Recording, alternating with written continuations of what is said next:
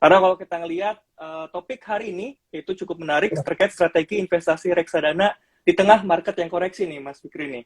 Jadi Ya, kalau kita ngelihat banyak pemberitaan yang tanda kutip itu sentimen negatif buat market kita.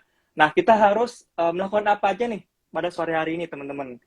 Nah, sebelumnya mungkin bisa perkenalan dulu Mas Fikri terkait dengan profil Mas Fikri dan juga dari mananya nih. Silakan Mas. ya. Selamat sore ya teman-teman dari Ajaib. Ya, sedikit perkenalan dari saya Fikri Syuhada dari Sinarmas Asset Management. Saat ini menjabat sebagai Senior Portfolio Manager. Mungkin sekilas mengenai Sinarmas Asset Management ya. Sinarmas Asset Management sendiri salah satu MI manajer investasi terbesar di Indonesia. Per September kita peringkat 7 dari segi aset under management. Kita terdaftar dan diawasi oleh OJK dan merupakan bagian dari konglomerat Sinarmas Financial kayak gitu. Ya, mungkin itu sedikit perkenalan dari saya, Mas. Oke, Mas Fikri. Sebelumnya perkenalkan juga, saya Julian Fadli dari tim Finansia Export AJ Reksadana. Teman-teman, kalau misalkan tertarik untuk investasi reksadana, bisa nih langsung pilih di menu cari, lalu kita cari Sinarmas AM, teman-teman. Nanti akan menemukan terkait produk-produk investasi reksadana saja yang ada di aplikasi Ajaibnya. Karena ini sempat disinggung nih, menarik sekali, yaitu peringkat ke-7 di Indonesia nih, dengan total AUM yang cukup tinggi, teman-teman. Jadi kalau kita ngelihat track recordnya sudah sangat mumpuni sekali nih teman-teman. Bisa jadi salah satu pilihan buat teman-teman investasi reksadananya. Oke, kalau misalkan mungkin bisa disebutkan nih Mas Fikri buat pilihan teman-teman produk apa saja nih yang ada di aplikasi Ajaibnya terkait produk Sinarmas Asset Manajemennya.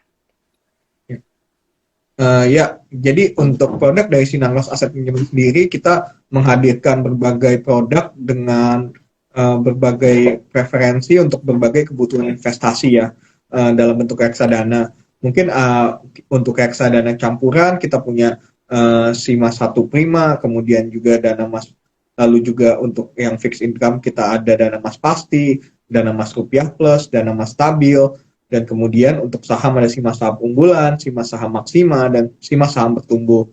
Nah, kalau ditanya favoritnya apa, untuk setiap, mungkin ada 3 ya yang favoritnya, ya ada 4 maaf ya, itu kalau untuk fixed income kita punya Dana Mas Stabil yang AUM-nya sudah sampai 15 triliun, kemudian juga Dana Mas Rupiah Plus itu untuk reksadana pasar uang, dan untuk saham kita punya Sima Saham Bertumbuh dan Sima Saham Maksima, di mana reksadana tersebut invest di saham-saham blue chip ya kayak gitu. Oke, jadi banyak nih kategori-kategorinya. Jadi kalau misalkan teman-teman untuk berminat pada reksadana pasar pendapatan tetap atau reksadana pasar uang dan juga sampai ke reksadana sahamnya tersedia nih terkait dengan di aplikasi Ajaibnya. Oke, menarik sekali nih Mas Fikri. Jadi kalau kita ngelihat pilihan reksadana cukup banyak, nah strategi yang tepat sesuai dengan portofolio reksadana tersebut di tengah kondisi market seperti saat ini nih Mas Fikri nih. Karena kalau kita ngelihat market sekarang lagi dan kutip banyak sentimen negatifnya, mungkin boleh nih view dari Mas Fikri seperti apa terkait update market pada belakangan ini nih Mas Fikri. Iya, jadi memang market belakangan ini memang kondisinya sangat menantang ya. Seperti yang kita tahu dari di US, The Fed masih terus menaikkan suku bunga, inflasinya masih tinggi. Sementara itu di Eropa di jurang resesi, dan kemudian juga ada konflik geopolitik yang tidak selesai-selesai, Ukraina dan Rusia. Nah, jadi ya memang mood investor saat ini juga sedang nggak bagus, terutama di level global. Tapi sebetulnya kalau misalnya kita lihat di level Indonesia sendiri, Indonesia itu masih jauh lebih baik ya dibandingkan dengan negara-negara lain. Karena salah satunya karena kita memiliki keunggulan, yaitu kita merupakan negara pengekspor komoditas. Jadi pertumbuhan kita tetap terjaga, dan di sisi lain kita juga mengalami surplus neraca dagang yang tentunya lumayan membantu rupiah di tengah gonjang-ganjing ekonomi global seperti itu. Nah, kemudian kalau misalnya view-nya sih mungkin dalam beberapa bulan kita juga masih melihat masih akan menantang ya, terutama di level global, karena seperti kita tahu nanti di November Desember ada meeting the Fed lagi, dan kemudian juga masih menantikan data-data inflasi di US yang jadi ya memang saat ini marketnya cukup menantang seperti itu. Oke, jadi betul teman-teman kalau kita ngelihat market sekarang tanda kutip menantang seperti tadi Mas Fikri utarakan, karena kalau kita ngelihat inflasi yang tinggi, terus juga suku bunga yang kian naik teman-teman, tapi dalam negeri kita justru positif ya Pak, karena kalau kita ngelihat data-data cadangan devisa kita masih surplus, terus juga karena didukung oleh sektor komoditas tadi yang sudah diutarakan oleh Pak Fikrinya. Oke, tadi sempat disinggung nih 8 bulan ke depan, Mas Fikri, terkait dengan kondisi perekonomian kita. Boleh nih di-sharing agenda ekonomi apa saja sih yang menarik yang akan ke depannya terjadi nih, Mas Fikri? Ya, jadi kalau yang sangat ditunggu-tunggu pasar itu adalah eh, meeting the Fed, yaitu terkait yang memutuskan berapa lagi suku bunga di US itu akan naik. Nah, meeting the Fed sendiri nanti baru ada di November dan Desember seperti itu. Tapi yang akan menjadi pertimbangan the Fed dalam mengambil keputusan terkait kenaikan bunga itu adalah terutama data-data inflasi ya dan tenaga kerja, di mana data-data inflasi dan tenaga kerja tersebut dirilis setiap bulan. Nah, mungkin yang paling dekat adalah inflasi di bulan September ya US harusnya dirilis minggu ini, mungkin besok atau Jumat, dan kemudian akan di bulan-bulan berikutnya juga perlu dicermati itu akan dirilis setiap minggu kedua di setiap bulannya. Jadi kalau kita sebagai investor saat ini kita benar-benar harus memperhatikan data-data inflasi tersebut. Apakah memang sudah melandai ataukah masih naik? Tentunya itu akan sangat mempengaruhi keputusan The Fed dan arah pergerakan pasar ke depannya seperti itu. Oke, thank you banget nih Mas Fikri atas view-nya. Jadi kalau kita sebagai investor, baik itu investor jangka pendek, jangka panjang, teman-teman, kita harus watchlist juga nih terkait dengan data-data agenda ekonomi yang akan datang. Terutama seperti tadi Mas Fikri utarakan, kalau misalkan lagi di market yang menantang saat ini, kita watchlist-nya highlight ke sektor inflasi dan juga suku bunganya nih. Apalagi kalau kita sering mendengar The Fed ini lagi naikin suku bunga, sampai-sampai 2 bulan berturut-turut itu naikin suku bunga nih. Jadi ada proyeksi juga, tadi seperti Mas Fikri utarakan, akan ada proyeksi juga kenaikan suku bunga lagi nih teman-teman.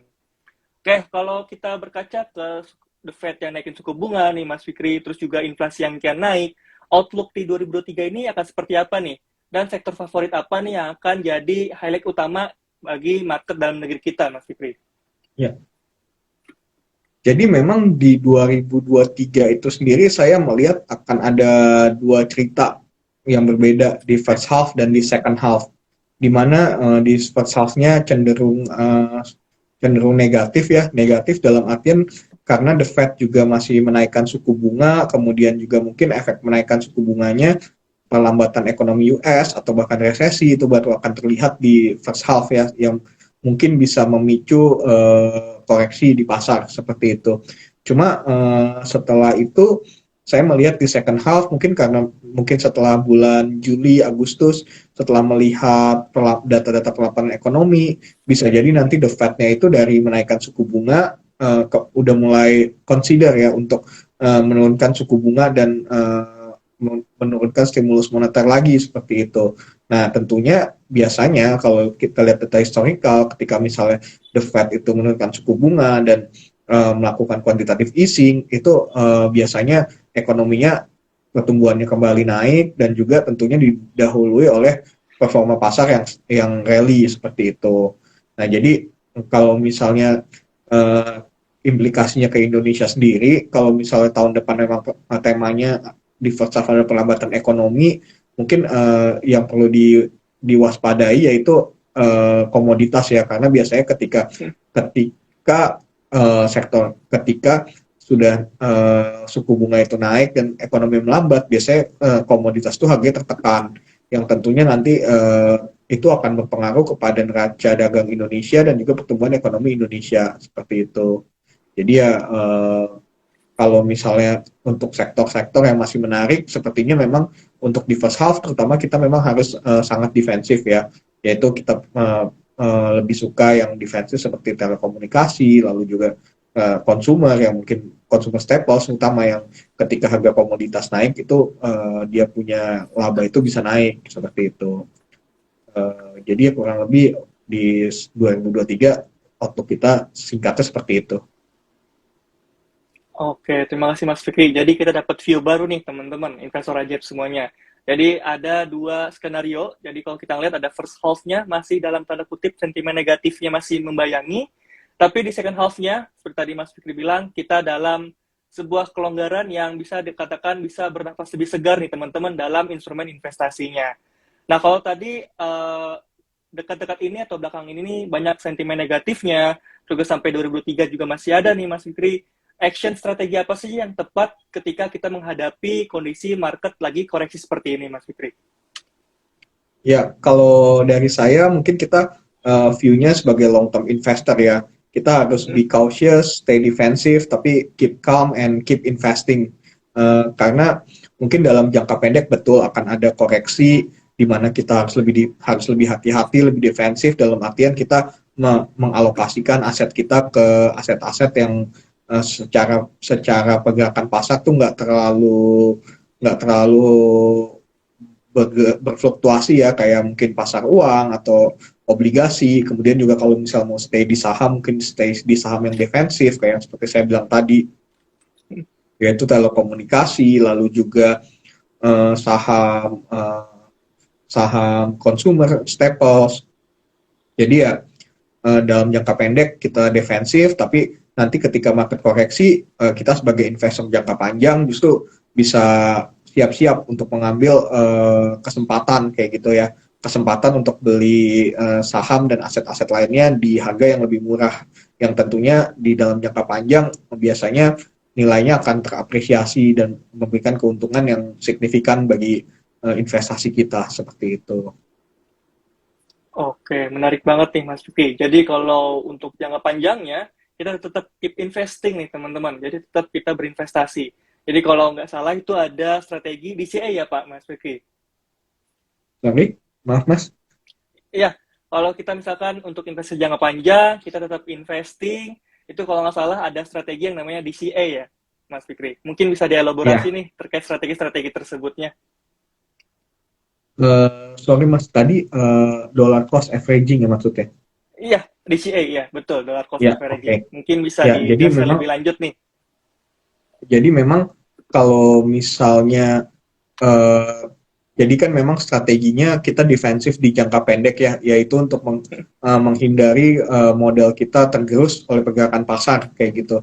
Jadi ketika kita bisa bertahan, kemudian nanti kita punya amunisi ketika pasarnya turun, kita bisa mengkoleksi aset-aset saham-saham yang tentunya harganya itu lebih bagus gitu ya, di harga yang bagus yang tentunya returnnya nanti di masa depan lebih tinggi karena bisa naik signifikan.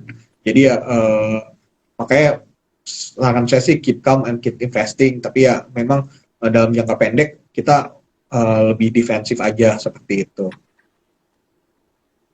Oke, menarik banget nih teman-teman. Jadi keep calm and keep investing nih. Jadi jangan sampai kelewatan momentum seperti ini untuk menyiap-nyiapkan momentum seperti ini untuk tetap berinvestasinya nih teman-teman. Tadi sempat disinggung nih Mas Fikri, ada reksadana pasar uang, reksadana campuran, sama reksadana sahamnya nih. Mungkin bisa dijelaskan lebih detail lagi nih buat teman-teman investor ajaib semuanya, karena mungkin ada yang masih investor pemula nih, belum terlalu kenal terkait istilah tersebut nih. Jadi memang reksadana itu sendiri merupakan portofolio investasi yang dikelola oleh manajer investasi profesional ya, di mana diawasi oleh OJK ya. Nah, jadi memang reksadana itu ada beberapa tipe. Yang paling dasar itu adalah satu, reksadana saham, reksadana pasar uang, reksadana campuran, dan reksadana pendapatan tetap. Nah, perbedaannya yaitu ada pada alokasi aset. Kalau misalnya reksadana saham, ini berarti 80% minimal portofolionya itu harus dialokasikan kepada saham. Nah, tentu saham itu seperti yang kita tahu, underlying-nya cukup volatile ya dalam jangka pendek.